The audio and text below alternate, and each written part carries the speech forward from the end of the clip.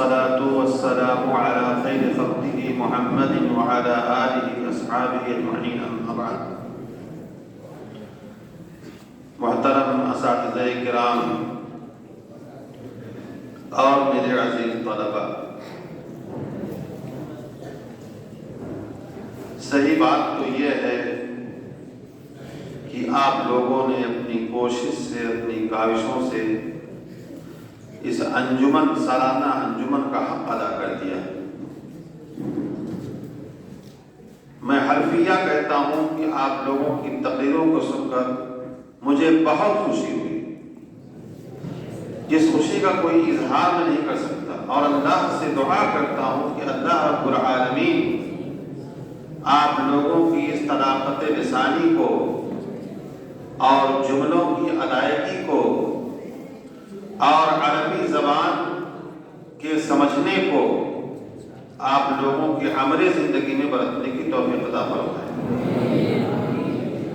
اور اسی خوشی کے نتیجے میں نے مولانا ابوالکلام صاحب کے اکاؤنٹ میں 600 روپیہ بھیج دیا ہے کہ ہر خطیب کو 50 روپے کوئی انعام دے دیں. تو آپ لوگ انشاءاللہ 50 روپے میری طرف سے جو ہے شیخ سے آپ لوگ انعام لے لیجیے گا، اور دعا کیجیے کہ اللہ تعالیٰ مزید توفیق دے. یہ جو انجمن آپ کرتے ہیں کوئی کھلواڑ نہیں ہے، یہ بہت ہی اہم مقام ہے، اور اس کے مقام کو، اس کی قیمت کو سمجھنے کی کوشش کیجیے. انسان معافی ضمیر کو ادا کرنے کا اس کے پاس دو ہی راستہ ہے. اپنی بات دوسروں تک کیسے پہنچائے، اس کے لیے دو ہی راستے ہیں، یا تو آدمی زبان سے کہے اور یا قلم سے. زبان سے کہے یا قلم سے. قلم کو انسان اختیار کرتا ہے تو صحافی بنتا ہے، اور زبان کو اختیار کرتا ہے انسان تو خطیب بنتا ہے. اگر آپ نے آج اس چھوٹے سے اسٹیج سے اپنی بات کو دوسروں تک پہنچانے کی کوشش کیا تو کل آپ کو بڑے سے بڑے مجمع میں خطبہ دینا ہو، بڑے سے بڑے منچ سے آپ کو بھاشن دینا ہو تو انشاءاللہ ذرہ برابر آپ کے دل میں خوف پیدا نہیں ہوگا. لیکن اگر آپ اس چھوٹے سے اجلاس میں اپنوں کی محفل میں اپنی بات کہنے سے کتراتے رہے تو یاد رکھیں کہ آپ ہر مجلس میں شرمندہ ہوں گے اور ایک لفظ بھی ادا نہیں کر پائیں گے. میں نے ایسے خطیبوں کو بھی دیکھا ہے جن کو جمعہ کے خطبہ کے لیے اگر آگے بڑھایا گیا تو منبر پہ جا کے گر پڑے، منبر پہ جا کے گر پڑے، کیونکہ مدرسے میں اصلاح اللسان کے نام سے جو انجمن قائم کی جاتی تھی ہمیشہ اس انجمن سے جی چراتے تھے. انجمن میں کبھی شریک نہیں ہوئے اور طلبہ کے سامنے اپنی بات نہیں رکھی. آپ عوام میں جاؤ گے، گاؤں میں جاؤ گے، سماج میں جاؤ گے، لوگ آپ سے کہیں گے تقریر کرنے کے لیے، لوگ آپ سے کہیں گے کہ چند لوگوں کی محفل ہے اپنی بات رکھیے. اگر آپ نے یہاں نہیں کہا ہوگا تو وہاں نہیں کہہ پائیں گے. اور ایسے لوگوں کو بھی میں نے دیکھا ہے چھوٹی سی زندگی میں. جامعہ سلفیہ میں ہمارے ایک ساتھی تھے مولانا عبدالنور صاحب، مولانا عبدالنور سلفی سی موڑیال کے ہیں. وہ جب تقریر کرتے تھے، تقریر کرنے کا شوق ان کو اتنا تھا، بدنی جانتے ہو، بدنی سے پانی پیتے ہیں، اسی بدنی کو لے لیتے تھے، اس کے منہ میں منہ ڈال دیتے تھے، یا کبھی ٹوٹی میں منہ ڈال کر کے تقریر کرتے تھے، بدنی میں منہ ڈال کر کے اس کو لاؤڈ اسپیکر بنا کر کے اور تقریر کرتے تھے اور بردستہ تقریر کرتے تھے. ایسے ہی تقریریں ہوتی ہیں. میں نے ابھی جلدیوں کا خطبہ سنا ریاض العلوم دہلی کے اندر، ماشاءاللہ بڑی فصیح و بلیغ اور بڑی اچھی تقریر کر رہے تھے خطبہ جمعہ میں، کیونکہ عادت بنی ہوئی تھی ان کی تقریر کرنے کی. تقریر کہتے رہیں گے، آپ اپنی بات کو دوسروں کو سمجھاتے رہیں گے، بتاتے رہیں گے تو بلا جھجک آپ کے اندر یہ ملکہ پیدا ہوگا. یہ دعوت دین کا بہت ہی مؤثر ہتھیار ہے، دعوت دین کا بہت ہی مؤثر ہتھیار ہے. اسی طریقے سے یہ تقریر آپ کے اندر خود اعتمادی پیدا کرنے والی چیز ہے. آپ دیکھیے اللہ تبارک و تعالی نے حضرت موسیٰ علیہ السلام کو جب مدین سے طلب کیا کوہ طور پر گفتگو کرنے کے لیے تو موسیٰ علیہ السلام نے اللہ تعالیٰ سے درخواست کی تھی کہ اے اللہ تعالیٰ میری زبان میں لکنت ہے، میرے بھائی جو ہارون ہیں ان کو میرے ساتھ بھیج دیجئے فرعون کے پاس، تاکہ اپنی بات جو ہے ہم واضح انداز میں رکھ سکیں۔ کیا کہا تھا قرآن میں؟ کیا اللہ نے کہا؟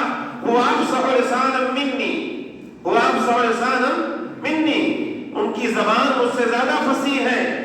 تو یہاں پر گویا اس بات کا اعتراف کیا گیا کہ فصاحت لسانی اور خطابت میں اپنی بات رکھنے کا ملکہ یہ بہت ہی اہم چیز ہے۔ اللہ کے رسول صلی اللہ علیہ وسلم کے زمانے میں جہاں تیر و تفنگ سے لڑائیاں ہوئی، وہی خطابت کے ذریعہ سے، شعر و شاعری کے ذریعہ سے بھی لڑائیاں ہوئی۔ آپ کو نہیں معلوم ہوگا خطیب الانصار کون کہے جاتے تھے؟ پتہ ہے آپ کو؟ حضرت ثابت بن قیس بن شماس، حضرت ثابت بن قیس بن شماس یہ خطیب الانصار کہے جاتے تھے۔ کیوں؟ کیونکہ دشمنوں کی طرف سے جب جو ہے کوئی حملہ ہوتا تھا عربی زبان میں، اللہ کے رسول کو جادوگر کہا جاتا، آپ کو برا بھلا کہا جاتا، تو اللہ کے رسول کی طرف سے دفاع کرنے کے لیے اگر ایک طرف حسان بن ثابت شعری انداز میں کھڑے ہوتے تھے اور دوسری طرف حضرت عبداللہ بن رواحہ دفاع کرتے تھے، تو تیسری طرف حضرت ثابت بن قیس بن شماس بھی کھڑے ہو کر کے اللہ کے رسول کی طرف سے دفاع کرتے تھے۔ ایک مرتبہ مباحثہ ہوا، کفار کے کچھ لوگ آئے اللہ کے رسول کے سامنے اور آپ کو بہت سخت سست کہا۔ حضرت ثابت بن قیس بن شماس کھڑے ہوئے اور اللہ کے رسول کا اتنا زبردست دفاع کیا کہ اس قریش کے قافلے کے سردار کو کہنا پڑا کہ اے محمد، آپ کا جو خطیب ہے وہ ہمارے خطیب پر بھاری ہے۔ سمجھا آپ نے؟ تو خطابت جو ہے یہ بہت ہی اہم چیز ہے، اس کو بھاگ کر کے، ٹال مٹول کر کے اور ادھر ادھر آنکائی مار کر کے جو ہے گزار دینا، جو سال بھر ہفتہ والی پروگرام ہوتا ہے، یہ بہت ہی نقصان دہ چیز ہے۔ اس کی قیمت کو پہچانیے۔ اس کے بغیر آپ گونگے ہیں، گونگے۔ اگر خطابت نہیں تو آپ گونگے ہیں، اپنی بات آپ نہیں کہہ پائیں گے۔ آپ کو ایک جو ہے کسی کچہری میں جانا ہو، کسی کورٹ میں جانا ہو، آپ اپنی بات نہ کہہ پائیں، اگرچہ آپ کے اندر علم کا سمندر ہو، وہ علم کسی کام کا نہیں، وہ علم کسی کام کا، جب تک اپنی بات کو آپ دوسروں کے سامنے رکھ نہ لیں۔ اس لیے کوشش یہ کیجئے کہ ان جلسات میں اور ان ہفتوں میں جو حفلات میں آپ جو ہے بھرپور شراکت کیجئے اور محنت کے ساتھ تیاری کیجئے اور اپنی بات کو رکھیے۔ اللہ رب العالمین سے دعا ہے کہ العالمین آپ لوگوں کے اندر مزید جوش پیدا کرے، اور جو عربی میں تقریریں آپ نے پیش کی اس طریقے سے معانی اور مفاہیم کو سمجھ کر کے اسی طریقے سے عربی بولنے کا ماحول پیدا کیجیے، عربی بولنے کا اپنوں درمیان ماحول پیدا کیجیے۔ آپ کے جو ہے مشفق اساتذہ اور جو ہے مربیان یہ اسی لیے آپ کے ساتھ گئے ہوئے ہیں، آپ بلا شک ان سے اپنی باتیں پوچھ سکتے ہیں، رکھ سکتے ہیں۔ عربی بولنے میں قاعدے کا لحاظ کرنا کوئی ضروری نہیں، بتا دیتا ہوں میں۔ ہمارے اس ادارے میں یا کہیں بھی اگر آپ نے یہ سوچا کہ ہم نحو صرف کے مطابق ہی عربی بولیں گے تو ابھی نہیں بول پائیں گے۔ آپ کیا چاہیں سے بولیے عربی بولنے کی بس عادت ڈالیے، عربی بولنے کی عادت ڈالیے، ٹیڑھا بیڑھا الٹا پلٹا جیسے بھی ہو، بس عربی بولتے جائیے، خود بخود انشاءاللہ وہ نحو کا قاعدہ اور صرف کا قاعدہ آپ کو آ جائے گا۔ ممارست ضروری ہے، ممارست ضرور، کلاس میں بیٹھے تو، مطبخ میں جائیں تو ان ساری جگہوں کو یاد کر کے اور سن کر کے بھی آپ کو فائدہ ہوگا۔ اللہ رب العالمین سے یہی دعا ہے کہ رب العالمین آپ کو ثریا پر پہنچائے، بلندیوں کے مقام پر پہنچائے، اور اس انجمن میں جو آپ نے شرکت کیا ہے رب العالمین اس میں آپ کو کامیاب کرے۔ اقول قولی ھذا واستغفر اللہ لی ولکم ولسائر المسلمین فاستغفروہ انہ هو الغفور